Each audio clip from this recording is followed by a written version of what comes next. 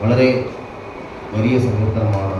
സങ്കീർത്തന പുസ്തകങ്ങളിൽ ഏറ്റവും വലുതായ സങ്കീർത്തനമാണ്. എന്നാൽ ആധികാരികമായി ഒത്തിരി വചനങ്ങളെക്കുറിച്ചും മനുഷ്യഹൃദയങ്ങളെ ഉറപ്പിക്കുന്നതിന് വേണ്ടിയിട്ടും ദൈവാത്മാവ് ദേവദാസനിലൂടെ എഴുതപ്പെട്ട സങ്കീർത്തനമാണ്. അതിൻ്റെ ഒന്നാമത്തെ വാക്യം നിങ്ങൾക്ക് വായിക്കാം.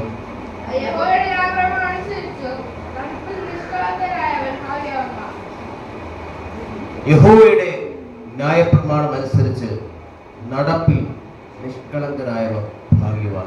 ഹല്ലേലൂയ, സ്തോത്രം. ബൈബിളിൽ ഒത്തിരി ഭാഗ്യവാന്മാരെ കുറിച്ച് പറയുന്നു. ഹല്ലേലൂയ, സ്തോത്രം. ഇവിടെ ഒന്നാമത്തെ വാക്യം പറയുന്നു, യഹോവയുടെ ന്യായപ്രമാണം അനുസരിച്ച് നടപ്പിൽ നിഷ്കളങ്കരായവർ ഭാഗ്യവാന്മാർ. ദൈവത്തിന്റെ വചനം പ്രമാണിച്ച് അനുസരിച്ച് ആ അനുസരണയോടെ നടക്കുന്ന നിഷ്കളങ്കന്മാർ ഭാഗ്യവാന്മാരെന്നാണ് വചനം പറയുന്നത്. അങ്ങനെയാണെങ്കിൽ ദൈവവചനം അനുസരിക്കുന്ന, ദൈവിക കീർത്തനങ്ങൾ വായിക്കുന്ന, ദൈവത്തെ മഹത്വപ്പെടുത്തുന്ന, ദൈവപ്രമാണം അനുസരിക്കുന്ന നാമെല്ലാം ഭാഗ്യവാന്മാരാണ്.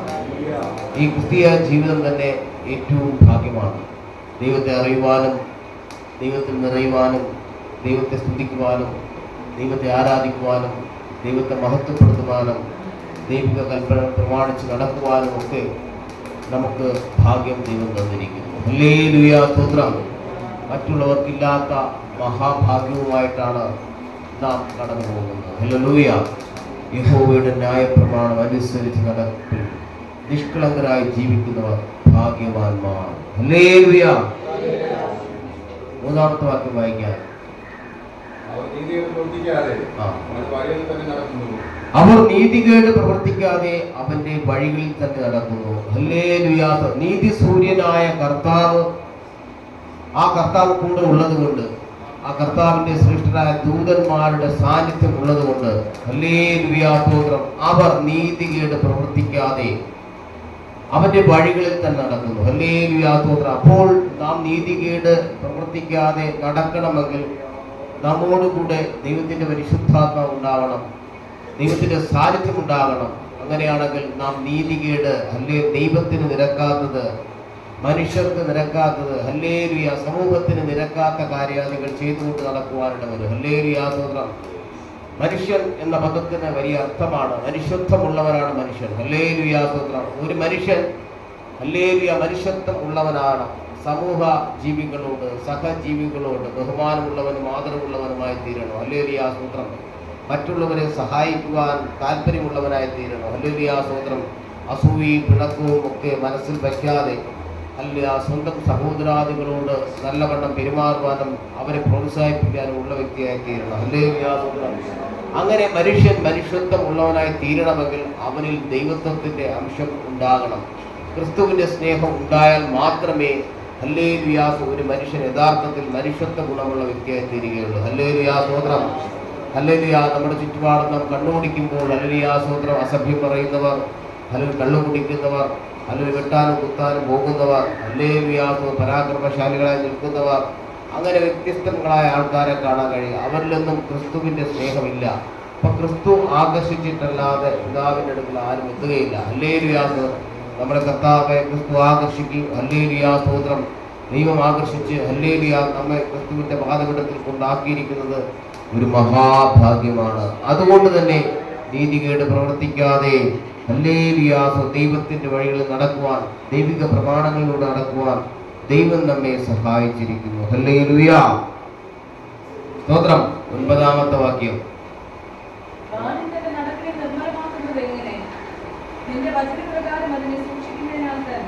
ബാലൻ തന്റെ നടപ്പിനെ നിർമ്മലമാക്കുന്നത് എങ്ങനെ? നിന്റെ വചനപ്രകാരം അതിനെ സൂക്ഷിക്കുന്നതിനാൽ തന്നെ. ഹല്ലേലൂയ, സ്തോത്രം. ബാലൻ, ഹല്ലേലൂയ, സ്തോത്രം, തന്റെ നടപ്പിനെ നിർമ്മലമാക്കുന്നത് എങ്ങനെ? ഒരു ചോദ്യമാണ്. ഹല്ലേലൂയ, സ്തോത്രം. എങ്ങനെ? ഹല്ലേലൂയ, തന്റെ വചനപ്രകാരം അതിനെ സൂക്ഷിക്കുന്നതിനാൽ തന്നെ. അപ്പൊ ദൈവത്തിന്റെ വചനം അല്ലെങ്കിൽ ഉള്ളിലുള്ള വ്യക്തി തന്നെത്താൻ സൂക്ഷിക്കുന്നു. ദൈവത്തിന്റെ വചനമുള്ള വ്യക്തി, ഹല്ലേലൂയ, തന്നെത്താൻ, ഹല്ലേലൂയ, സ്തോത്രം, ശ്രദ്ധയോടെ മുന്നോട്ട് പോകുന്നു. ഹല്ലേലൂയ, സ്തോത്രം. ദൈവത്തിന്റെ കരുണ ആ വ്യക്തിയുടെ മേൽ, ഹല്ലേലൂയ, വെളിപ്പെടുന്നു. ഹല്ലേലൂയ, സ്തോത്രം. സങ്കീർത്തനം 119-41 1 വാക്യം വായിക്കാം. യഹോവേ നിന്റെ വചനപ്രകാരം നിന്റെ ദയയും നിന്റെ രക്ഷയും എങ്കിലേക്ക് വരുമാറാകട്ടെ. അല്ലെങ്കിൽ അടുത്ത വാക്യം കൂടെ വായിക്കാം. ഞാൻ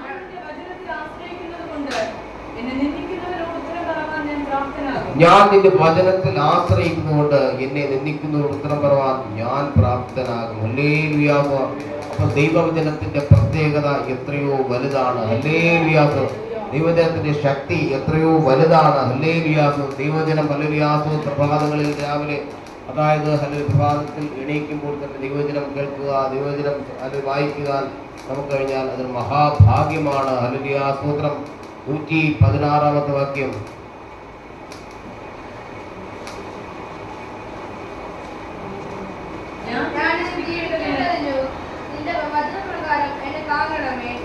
ഞാൻ ജീവിക്കേണ്ടതിന് നിന്റെ വചനപ്രകാരം എന്നെ താങ്ങേണമേ. ഹല്ലേലൂയ. സ്തോത്രം. 148 വാക്യം.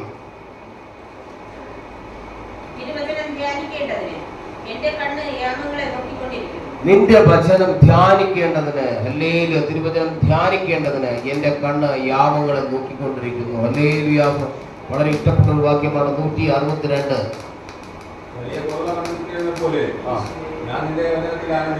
വലിയ കൊള്ള കണ്ടുകിട്ടിയതുപോലെ ഞാൻ നിന്റെ വചനത്തിൽ ആനന്ദിക്കുന്നു. ഹല്ലേലൂയ. സ്തോത്രം. 140 വാക്യം.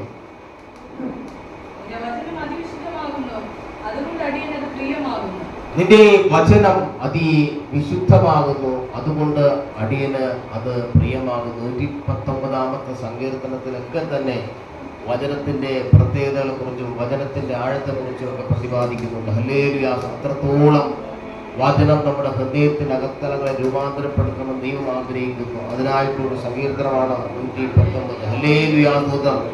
ദൈവം നമുക്ക് നൽകിയ വചനം, ദൈവം നമുക്ക് നൽകിയ വിടുതൽ, ഹല്ലേലൂയ. സ്തോത്രം, ഈ സങ്കീർത്തനത്തിൽ നമുക്ക് കാണാൻ കഴിയും. യോബിന്റെ അധ്യായം 22, 23, 24 വാക്യങ്ങൾ. 22, 23, 24.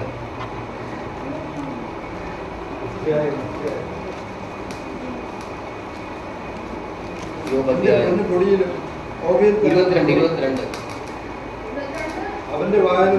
അവന്റെ വായിൽ ഉപദേശം കൈക്കൊള്ളുക, അവന്റെ വചനങ്ങളെ ഹൃദയത്തിൽ സംഗ്രഹിക്കുക.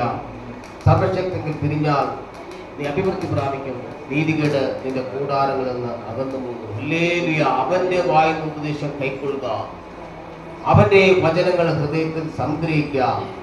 സർവശക്തിയിലേക്ക് തിരിഞ്ഞാൽ നീ അഭിവൃദ്ധി പ്രാപിക്കും, നീതികേട് നിന്റെ കൂടാരങ്ങളിൽ നിന്ന് അകന്നു പോകും. അത്രത്തോളം പ്രാധാന്യമുള്ളതാണ് വചനമെന്ന് ഇവിടെ പ്രഖ്യാപിക്കുന്നു. ഹല്ലേലൂയ. അവന്റെ വായിൽ നിന്ന് ദൈവദാസന്മാരിലൂടെ കേൾക്കുന്ന ദൈവവചനം, അവന്റെ വായിൽ ഉപദേശം കൈക്കൊള്ളുക. അടുത്ത് പറയുന്നു, അവന്റെ വചനങ്ങൾ ഹൃദയത്തിൽ സംഗ്രഹിക്കുക, ഹൃദയത്തിൽ സൂക്ഷിക്കുക. ഹല്ലേലൂയ. സ്തോത്രം. സർവശക്തത്തിലേക്ക് തിരിഞ്ഞാൽ, ഹല്ലേലൂയ. സ്തോത്രം, പൂർണ്ണമായി ദൈവത്തിലേക്ക് തിരിഞ്ഞാൽ, ദൈവം ആഗ്രഹിക്കുന്ന പോലെ സത്യത്തിലും ആത്മാവിലും ആരാധിച്ചാൽ, ഹല്ലേലൂയ. സത്യത്തിലും ആത്മാവിലും ദൈവത്തെ സ്തുതിച്ചാൽ, ഹല്ലേലൂയ. സ്തോത്രം. നീതികേട് നിന്റെ കൂടാരങ്ങൾ നകന്നു പോകും. ശത്രുവാകുന്നവൻ ചെയ്തു വെച്ച നീതികേടും, അല്ലെങ്കിൽ ശത്രുവാകുന്നവൻ കൊണ്ടുവച്ച ആചാരങ്ങളും എല്ലാം അകന്നു പോകണമെങ്കിൽ ദൈവം ആഗ്രഹിക്കുന്ന പ്രകാരം ദൈവത്തെ സ്തുതിക്കുവാനും ആരാധിക്കുവാനും മഹത്വപ്പെടുത്താനും ഇടവരണം. ഹല്ലേലൂയ. സ്തോത്രം.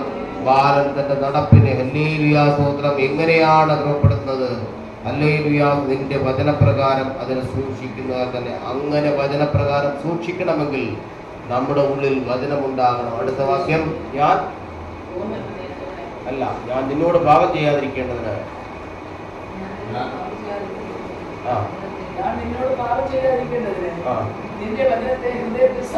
നോക്കണമേ, സൂക്ഷിക്കുന്നു. ബാലൻ തന്റെ ഹല്ലേലൂയ നടപ്പിനെ നിർമ്മലമാക്കേണ്ടതിന് വചനം സൂക്ഷിക്കണം. അടുത്ത് പറയുന്നു, ഞാൻ നിന്നോട് പാപം ചെയ്യാതിരിക്കേണ്ടതിന് നിന്റെ വചനത്തെ ഹൃദയത്തിൽ സംഗ്രഹിക്കുന്നു. ഹല്ലേലൂയ. സ്തോത്രം. വചനം സംഗ്രഹിച്ചില്ലെങ്കിൽ പാപചിന്തകൾ വരും, പാപപ്രവൃത്തികളിലേക്ക് പോകും. അത് ഹല്ലേലൂയ. അങ്ങനെ വലിയ പാപം ചെയ്യാതിരിക്കേണ്ടതിന് നിന്റെ വചനത്തെ ഹൃദയത്തിൽ സംഗ്രഹിക്കുന്നു. ഹല്ലേലൂയ. ദൈവത്തിന്റെ വചനം നമ്മുടെ ഹൃദയത്തിനകത്ത് സംഗ്രഹിക്കണമെന്നാണ് പറഞ്ഞത്. യോബിന്റെ അധ്യായത്തിലും പറഞ്ഞത് അങ്ങനെയാണ്. ഹല്ലേലൂയ. അവന്റെ വായിൽ ഉപദേശം കൈക്കൊള്ളുക, അവന്റെ വചനങ്ങളെ ഹൃദയത്തിൽ സംഗ്രഹിച്ചു കൊള്ളുക. ഹല്ലേലൂയ. രക്തം ചെയ്യും. ഹല്ലേലൂയ. അവസാനത്തെ 15-16 വാക്യങ്ങൾ വായിക്കാം. ഞാൻ നിന്റെ പ്രമാണങ്ങളെ ധ്യാനിക്കുകയും നിന്റെ വഴികളെ സൂക്ഷിക്കുകയും ചെയ്യുന്നു. ഞാൻ നിന്റെ ചട്ടങ്ങളിൽ രസിക്കും, നിന്റെ വചനത്തെ മറക്കുകയുമില്ല. ഹല്ലേലൂയ. സ്തോത്രം. ഞാൻ നിന്റെ പ്രമാണങ്ങളെ ധ്യാനിക്കുകയും നിന്റെ വഴികളെ സൂക്ഷിക്കുകയും ചെയ്യുന്നു. ഞാൻ നിന്റെ ചട്ടങ്ങളിൽ രസിക്കും, നിന്റെ വചനത്തെ മറക്കുകയുമില്ല. ഹല്ലേലൂയ. ഒരു ഭക്തൻ അങ്ങനെ ആയിരിക്കണം. ഹല്ലേലൂയ. സ്തോത്രം. എങ്ങനെയായിരിക്കണം? ഹല്ലേലൂയ. സ്തോത്രം. വചനങ്ങളെ പ്രമാണിക്കുകയും ധ്യാനിക്കുകയും ചെയ്യുന്നവനാവണം, വഴികളെ സൂക്ഷിക്കുന്നവനാകണം. ഹല്ലേലൂയ. ചട്ടങ്ങളിൽ രസിക്കുകയും വചനത്തെ മറക്കാത്തവനാകണം. ഹല്ലേലൂയ. ദൈവം തന്ന ചട്ടങ്ങൾ, ദൈവം തന്ന നിയമങ്ങൾ, ഹല്ലേലൂയ സ്തോത്രം, അതിൽ രസിക്കണം. ഹല്ലേലൂയ. അല്ലാതെ ഹല്ലേലൂയ സ്തോത്രം പരദൂഷണങ്ങളിലല്ല, അല്ല മറ്റുള്ളവരുടെ ഹല്ലേലൂയ തകർച്ചയിൽ സന്തോഷിക്കാനല്ല, മറ്റുള്ളവരെ കുറിച്ച് നുണ പറയുന്നതിലല്ല, സീരിയൽ കാണുന്നതിലല്ല, സിനിമ കാണുന്നതിലല്ല, രാഷ്ട്രീയ പ്രസംഗങ്ങൾ കേൾക്കുന്നതിലല്ല, ഹല്ലേലൂയ മറ്റുള്ളവരുടെ കാര്യങ്ങൾ കേട്ട് ഹല്ലേലൂയ കുറ്റം പറയുന്നതല്ല. ഹല്ലേലൂയ. എങ്ങനെ രസിക്കണം? അതൊക്കെ രസം പകരുന്ന കാര്യങ്ങളാണ്. ഹല്ലേലൂയ. ചീട്ടുകളി രസം പകരുന്നതാണ്, മദ്യപാനം രസം പകരുന്നതാണ്. ഹല്ലേലൂയ. മറ്റു കാര്യങ്ങൾ രസം പകരുന്നതാണ്. അങ്ങനെ വെറുപ്പുന്നത് രസം പകരുന്ന, അങ്ങനെ രസം പകരുന്ന ഒരുപാട് കാര്യങ്ങളുണ്ട്. പക്ഷെ അതിലൊന്നുമല്ല, മറിച്ച് ദൈവത്തിൻ്റെ ചട്ടങ്ങളിൽ നാം രസം കണ്ടെത്തണം. ദൈവിക വചനങ്ങളിൽ നാം രസം കണ്ടെത്തണം. ദൈവവചനങ്ങൾ വായിക്കുന്നതിൽ, ദൈവിക കാര്യങ്ങൾ പറയുന്നതിൽ, ദൈവത്തെക്കുറിച്ച് സാക്ഷ്യം പറയുന്നതിൽ, ദൈവിക കീർത്തനങ്ങൾ പാടുന്നതിൽ, ദൈവത്തെ സ്തുതിക്കുന്നതിൽ, ദൈവത്തെ ആരാധിക്കുന്നതിൽ, ദൈവത്തെ മഹത്വപ്പെടുന്നതിൽ, ആരാധനാലയങ്ങളിൽ പോകുന്നതിൽ, അല്ലെങ്കിൽ കൺവെൻഷനുകളിൽ പങ്കെടുക്കുന്നതിൽ, ഉപവാസ പ്രാർത്ഥനകൾ കൂടുന്നതിൽ, എത്രത്തോളം പ്രാർത്ഥനകളിൽ എത്തപ്പെടാൻ പറ്റും അത്രത്തോളം പ്രാർത്ഥനകൾ ഒഴുകി ചേരുന്നതിൽ നാം രസം കണ്ടെത്തണം. ഹല്ലേലൂയ. പരിശുദ്ധാത്മാവിൽ നിറയുന്നതിൽ രസം കണ്ടെത്തണം. സുവിശേഷം പറയുന്നതിൽ രസം കണ്ടെത്തണം. അല്ലെങ്കിൽ മറ്റുള്ളവർ മാനസാന്തരത്തിൽ നയിക്കുന്നതിൽ രസം കണ്ടെത്തണം. അങ്ങനെ ദൈവിക ചട്ട പ്രമാണങ്ങളിൽ നാം രസം കണ്ടെത്തണം. അതാണ് ഒരു ക്രിസ്തീയ ജീവിതത്തിലെ ഏറ്റവും വലിയ ഭാഗ്യം. ഹല്ലേലൂയ. നിന്റെ ചട്ടങ്ങളിൽ രസിക്കും, നിന്റെ വചനം മറക്കുകയുമില്ല. ഹല്ലേലൂയ. നമുക്ക് ലഭ്യമായ വചനങ്ങൾ ഈ കാതിൽ കൂടെ കേട്ട് ഈ കാതിൽ കൂടെ കളയാതെ, ഹല്ലേലൂയ സ്തോത്രം, നമുക്ക് ലഭ്യമായ വചനങ്ങൾ, ഓരോ ദിവസവും ദൈവം തരുന്ന വചനങ്ങൾ, ദൈവിക കീർത്തനങ്ങൾ, അല്ലെങ്കിൽ അത് ഹൃദയത്തിനകത്ത് സംഗ്രഹിക്കുവാൻ നാം കാതിലൂടെ കേൾക്കുന്ന അല്പമാർന്ന വചനങ്ങൾ നമ്മുടെ ഹൃദയത്തിനകത്ത് സംഗ്രഹിക്കണം. അല്ലെങ്കിൽ ഒരൊറ്റ വചനം മതി നമ്മുടെ ജീവിതം മാറാൻ. ഹല്ലേലൂയ സ്തോത്രം. ഒരിക്കൽ ഹല്ലേലൂയ, ഞാൻ വളരെയധികം സാമ്പത്തികമായ കൊറോണ വന്ന് ബുദ്ധിമുട്ടും ഹെർണിയ ഓപ്പറേഷനുകൾ എനിക്ക് ശമ്പളമില്ലാതിരിക്കുന്നൊരു സമയം, വളരെ വിഷമിപ്പിച്ചങ്ങനെ ഇരിക്കുന്നൊരു സമയത്ത് അപ്രതീക്ഷിതമായിട്ട് നടൻ ശ്രീനിവാസൻ വിളിക്കുകയുണ്ടായി. അപ്പോൾ അദ്ദേഹം എനിക്കൊരു ഏറെക്കുറെ ഒരു 5000 രൂപ, 5000 രൂപയ്ക്കകത്ത് ഞാൻ പാറശാല, 5000 രൂപയല്ല, ഏറെക്കുറെ 3000 രൂപയ്ക്കകത്ത് പാറശാല കുറേ സ്ഥലത്ത് നിന്ന് കുറേ ചെടികൾ വാങ്ങി അദ്ദേഹത്തിന് കൊണ്ടു കൊടുക്കാനാണ് വന്നു. അല്ലെങ്കിൽ അതിന് അദ്ദേഹം ജസ്റ്റ് വണ്ടിക്കൂലി തന്നു. എന്താ കുറച്ച് പൈസ കൊണ്ട് തരാമെന്ന് പറഞ്ഞിട്ട് പിന്നീട് അയച്ചു തരാമെന്നൊക്കെ പറഞ്ഞു. പക്ഷെ അദ്ദേഹം മറന്നു, ഞാനും മറന്നു. ഹല്ലേലൂയ സ്തോത്രം. അങ്ങനെ കുറേ നാളിൻ്റെ വിളിയൊന്നും കേൾക്കാത്ത, ഞാൻ സുഖമില്ലാതെ വരുന്ന സമയത്ത് അദ്ദേഹം ഇവിടെ വിളിയൊന്നും കേൾക്കാനില്ല, ഇവിടെ ഇല്ലയോ? അപ്പോൾ ഞാൻ പറഞ്ഞു, ഞാനൊരു ഓപ്പറേഷൻ കഴിഞ്ഞ് കിടക്കുകയാണ്, ഹെർണിയാരുണ്ട്. അത് ചെറിയ ഓപ്പറേഷൻ, ഞാൻ പറഞ്ഞു ചെറുതല്ല, 2 സൈഡ് ഓപ്പറേഷൻ ചെയ്തല്ലാണ്. അപ്പോൾ ജോലിക്ക് പോകുന്നില്ല, ഇല്ല 3 മാസം ജോലിക്ക് പോകാൻ കഴിയുന്ന ഒരു സാഹചര്യമല്ല. അപ്പോൾ പൈസയ്ക്ക് വളരെ ബുദ്ധിമുട്ടായിരിക്കുമല്ലോ. അപ്പോൾ ഞാൻ പറഞ്ഞു, അതെ, അത്യാവശ്യം പൈസയ്ക്ക് വളരെ ബുദ്ധിമുട്ടായ സാഹചര്യമാണ്. അക്കൗണ്ട് നമ്പർ എത്രയാണ് ഗ്രൂപ്പിൻ്റെ? ഞാൻ പറഞ്ഞു, അക്കൗണ്ട് നമ്പർ എന്താണ്? ഇല്ല, ഞാൻ ഗ്രൂപ്പിന് കുറച്ച് പൈസ തരാം. സാരമില്ല, 4000 രൂപയ്ക്ക് സാരമില്ല, എന്നാലും അക്കൗണ്ട് നമ്പർ ഹല്ലേലൂയ തരാൻ പറയും. ഞാൻ അയച്ചു കൊടുക്കും. ഞാൻ ആ സമയത്തൊക്കെ വളരെ ബുദ്ധിമുട്ടിക്കുന്ന സമയത്ത് ഒരു വചനം ഇങ്ങനെ വായിക്കുമായിരുന്നു. എൻ്റെ ദൈവമോ നിങ്ങളെ ബുദ്ധിമുട്ടാക്കുകയും തൻ്റെ ധനത്തിനത്തോളം ക്രിസ്തുവിശുദ്ധി പൂർണ്ണമായി തീർക്കുക. ആ വചനം ഇങ്ങനെ വായിക്കുകയും പ്രാർത്ഥിക്കുകയും ധ്യാനിക്കുകയും ചെയ്യുന്ന ഒരു സമയമാണ്. സാമ്പത്തികമായി ഏറെ ആരും സഹായിക്കാനില്ല. പ്രത്യേകിച്ച് എൽവിയാസ് 4 മാസമായി ജോലി പോകാൻ പറ്റാത്ത സാഹചര്യത്തിൽ അങ്ങനെ ആയിരിക്കുന്നു. അങ്കിളിനോട് കടയുള്ളതുകൊണ്ട് കൃത്യമായി അരി എത്തുന്നുണ്ട്. അല്ലെങ്കിൽ ആ സ്തോത്രം. പിന്നെ ആൻറ്റി മീൻ വാങ്ങിക്കുന്നത് കൊണ്ട് തൊട്ടടുത്ത് വീടായതുകൊണ്ടും അത്യാവശ്യം അവർ മീനൊക്കെ വെച്ച് ഇങ്ങനെ കൊണ്ടുവരികയൊക്കെ ചെയ്യുന്നുണ്ട്. ഈ പറഞ്ഞ പോലെ ജോലി ഇല്ലെങ്കിലും സമ്പൽ സമർത്ഥമായി ദൈവം നടക്കുന്നു. എങ്കിലും സാമ്പത്തികമായി വളരെ ബുദ്ധിമുട്ടും വിഷമമായിട്ട് ഇങ്ങനെ ഇരിക്കുന്ന വേളയിൽ അല്ലെങ്കിൽ ആ സഹായിക്കാൻ പ്രത്യേകിച്ച് ആരുമില്ല. ഈ ദൈവഭാഗത്ത് നിൽക്കുന്നെങ്കിൽ പോലും, സുഹൃത്തുക്കളുടെ ഭാഗത്ത് ഉണ്ടെങ്കിൽ പോലും സഹായിക്കാൻ പ്രത്യക്ഷമായും പരോക്ഷമായും ബന്ധുമിത്രാദികൾ പോലുമില്ല. അമ്മയൊക്കെ ഒന്ന് ജസ്റ്റ് നോക്കിയിട്ട് അന്തപോക അമ്മയും പോയി. അല്ലെങ്കിൽ ആ തോന്നുന്നു. അങ്ങനെ വളരെ പരിതാപകരമായ അവസ്ഥയിലൂടെ കിടന്നിങ്ങനെ നോക്കിക്കൊണ്ടിരിക്കുമ്പോൾ ഞാനിങ്ങനെ ഈ ഒരൊറ്റ വചനം മുറുകെ പിടിച്ച്, വചനത്തിൻ്റെ കാര്യം പറയുന്നതാണ് പറഞ്ഞത്, പ്രത്യക്ഷമായും പരോക്ഷമായും പ്രത്യേകിച്ച് സഹായിക്കാൻ ആരും ദൈവമല്ലാതെ ആശ്രയം വേറെ ആരുമില്ലാത്തൊരവസ്ഥയിൽ ഈ ലഭ്യമായ വചനത്തേക്ക് വെച്ച് പ്രാർത്ഥിച്ചുകൊണ്ടിരിക്കുന്ന വേളയിൽ ഹല്ലേലൂയ, ദൈവപ്രവൃത്തി വെളിപ്പെടാൻ തുടങ്ങി. അങ്ങനെ ശ്രീനിവാസൻ എനിക്ക് അക്കൗണ്ട് നമ്പർ അയച്ചു കൊടുത്തപ്പോൾ 10-15 മിനിറ്റ് കഴിഞ്ഞപ്പോഴേ അദ്ദേഹം അക്കൗണ്ട് നമ്പറിലേക്ക് പൈസ അയച്ചു. ഞെട്ടിപ്പോകരുത്, ആരും അസൂയപ്പെടരുത്. നാളെ ഞാൻ ബുദ്ധിമുട്ടാണെങ്കിൽ സഭയിൽ സാക്ഷ്യം പറഞ്ഞുകൊണ്ട് അവർ അസൂയപ്പെട്ടതാണെന്ന് പറയാൻ ഇടവരരുത്. അല്ലെങ്കിൽ ആ സ്തോത്രം ചിലപ്പോൾ അത് പറയാൻ കാര്യം പറയാം. ഞാനൊരിക്കൽ ദുബായിലേക്ക് കടന്നുപോയി, സ്തോത്രം. അതിനുശേഷം ഇന്നുവരെ പോയിട്ടില്ല. അപ്പം ഞാൻ അവിടെ പോയിട്ട് ഫ്ലൈറ്റ് ടിക്കറ്റ്, റൂം റെൻ്റൊക്കെ വളരെ ഫ്രീയായിരുന്നു. എനിക്ക് 15,000 രൂപ എനിക്ക് ലഭ്യമായി. അപ്പം എനിക്ക് പരിചയമുള്ള പാസ്റ്റർമാരെല്ലാം ഒറ്റ ചോദ്യമേ ചോദിച്ചു. പക്ഷെ ഞാൻ ആരോട് ഇന്നുവരെ വിദേശത്ത് പോയി ഒരാളോട് പോലും ഞാൻ ചോദിച്ചു. പക്ഷെ എന്നോട് വരണവരും പോണവരും എത്ര കിട്ടി, എത്ര രൂപയായി, എത്ര കിട്ടി എന്നൊക്കെ ചോദിച്ചു. ഞാൻ സത്യസന്ധമായി അവരൊരു 10 ദിവസം നിന്ന് 15,000 കിട്ടി അത് പറയാനുള്ളത്. പിന്നെ ഞാൻ അനുഭവിച്ച ദാരിദ്ര്യം എന്ന് പറഞ്ഞാൽ പറഞ്ഞറിയിക്കുക ദൈവത്തിന് മാത്രമേ ഉള്ളൂ. തേയില ഇടാൻ പോലും പറ്റാത്ത ഒരവസ്ഥയിലൂടെ. അപ്പം ഞാൻ ദൈവമക്കൾക്ക് ഇത്രയും കണ്ടുണ്ടോ എന്ന് ചിന്തിച്ചു. അപ്പോൾ ഒരു അമ്മച്ചി പറഞ്ഞു, ഞാൻ കരമന ഒരു നെടുങ്കാശത്ത് ഒരു അമ്മച്ചി പറഞ്ഞു, നീ ഒരു പൊട്ടല്ലേടാ, എന്ത് ആരെങ്കിലും കിട്ടിയ പൈസ ആരോടെങ്കിലും പറയുമോ, ഇത്രയ്ക്ക് അറിഞ്ഞുകൂടെ എന്ന് ഇങ്ങനെ അമ്മച്ചി എന്ന് പ്രതീക്ഷിച്ചു. അപ്പൊ ആദ്യം ഞാൻ നമ്മുടെ ദേവാസം ചോദിച്ചു, എത്ര കിട്ടി? ഞാൻ പറഞ്ഞു 15,000 രൂപ കിട്ടിയോ? ഫ്ലൈറ്റ് ടിക്കറ്റ് അതൊക്കെ ഫ്രീ, റൂം റെന്റ് അതൊക്കെ അവരുണ്ട്. അത് കഴിഞ്ഞ് വരുന്ന ദിവസം പോകുന്ന ദിവസം എല്ലാവരും കൈ തരുന്നു. ഞാൻ കയ്യിലിരിക്കുന്ന സോപ്പ് കൊടുക്കുന്നു. അവിടെ സോപ്പ് കിട്ടാത്തത് ഭീമാവള്ളിയിൽ നിന്നുള്ള സോപ്പ് വാങ്ങി അവർ കൊടുക്കുന്നു. എന്തായാലും 1 മാസം ഗൾഫുകാരൻ്റെ ലാഞ്ചിന് നടന്നു. അതിനുശേഷമുള്ള 3-4 മാസം പിച്ചക്കാരൻ അവരിലേക്ക് പോയി. ഹല്ലേലൂയ, സ്തോത്രം. എങ്കിലും ദൈവം നടത്തി. അപ്പോൾ അദ്ദേഹം എനിക്ക് ഈ പറഞ്ഞതുപോലെ പൈസ അയച്ചു. എനിക്ക് തരാനുള്ള പൈസ എന്ന് പറഞ്ഞാൽ ഏറെക്കുറെ 3 അല്ലെങ്കിൽ 4 രൂപ. എന്നാൽ ഞാൻ ഞെട്ടി. 25,000 രൂപ പുള്ളി എനിക്ക് അയച്ചു. ഞാൻ പറഞ്ഞു, ശ്രീനേട്ടാ എനിക്ക് പൈസ വന്നു, പക്ഷെ ഒരു ചെറിയ പ്രശ്നം, നിങ്ങൾക്ക് അക്കൗണ്ട് മാറിപ്പോയോ? എനിക്ക് തരാനുള്ള പൈസ 25,000 രൂപയ്ക്ക് താഴെയുള്ളൂ, 14,000 രൂപയുള്ളൂ. അപ്പോൾ ശ്രീനിവാസ് തിരിച്ചുകൊണ്ട് പറഞ്ഞു, ഞാനൊരു പണക്കാരനായതുകൊണ്ട് എനിക്ക് അത്രയും സഹായിക്കാൻ പറ്റിയുള്ളൂ.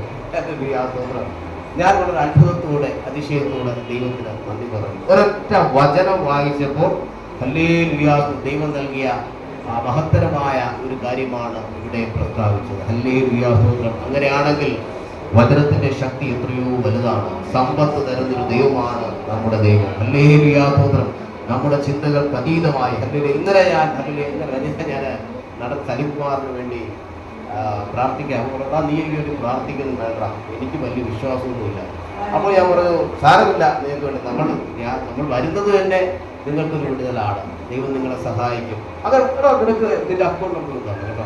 ഞാൻ പറഞ്ഞു, അല്ല നീ അക്കൗണ്ട് കൊടുക്കാം എന്ന് പറഞ്ഞു. എന്തായാലും ഈ പറഞ്ഞ പോലെ വചനം ഒരൊറ്റ സെക്കൻഡ് കൊണ്ട് അത്ഭുതം സംഭവിക്കുന്ന വചനത്തിലൂടെ മാത്രമേ ഉള്ളൂ. ദൈവം നിങ്ങളെ സഹായിക്കും, ദൈവം നിങ്ങളെ രക്ഷിക്കും, ദൈവം നിങ്ങളെ ഇനിയും വഴി നടത്തും എന്ന ഇത്രയും 3 കാര്യങ്ങളെ കൂടുതൽ പ്രാർത്ഥിച്ചൊന്നുമില്ല. 3 കാര്യങ്ങൾ അദ്ദേഹത്തിന്റെ കൈകളിൽ പിടിച്ചുകൊണ്ട് പറഞ്ഞതേ ഉള്ളൂ. അദ്ദേഹത്തിന് ദൈവാത്മാവ് ഇടപെട്ട് അക്കൗണ്ട് നമ്പർ കൊടുക്കാൻ. നമ്മുടെ ജീവിതത്തിൽ പരിവർത്തനം സൃഷ്ടിക്കുവാൻ വചനത്തിന് കഴിയും. നമ്മുടെ ജീവിതത്തെ ഹല്ലേലൂയ ഉന്നതമാക്കുവാൻ ദൈവത്തിന് വചനത്തിന് കഴിയും. ഇല്ലായ്മയിൽ നിന്ന് ഹല്ലേലൂയ എല്ലാം ഉള്ളതാക്കി മാറ്റുവാൻ ദൈവത്തിന് കഴിയും. ചിന്തകൾക്ക് അതീതമായി, വാക്കുകൾക്ക് അതീതമായി, വർണ്ണനകൾക്ക് അതീതമായി, വിശേഷണങ്ങൾക്ക് നന്മകൾ തരുവാൻ, അനുഗ്രഹങ്ങൾ തരുവാൻ, വാഗ്ദത്തത്തിന്റെ മൂടി തുറക്കുവാൻ ദൈവം നമ്മെ സഹായിക്കും. അതെങ്ങനെ സംഭവിക്കുന്നു?